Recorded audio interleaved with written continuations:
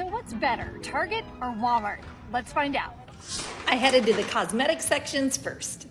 Here at Target, they're gonna take makeup back even if it's open. Although you can't return open cosmetics at Walmart, listen to this. When it comes to personal care items like shampoo and body wash, this is the spot. And if you've got kids, Diapers, a better deal here.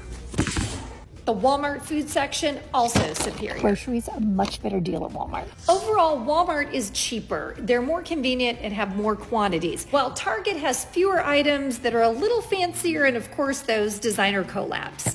Home goods aren't only cuter here at Target, they're more durable.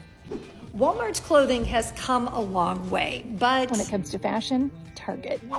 two silly things, but they do add to the shopping experience. Wider aisles at Target Thank you. It's so narrow. and their aesthetics. Lighting's just a lot better.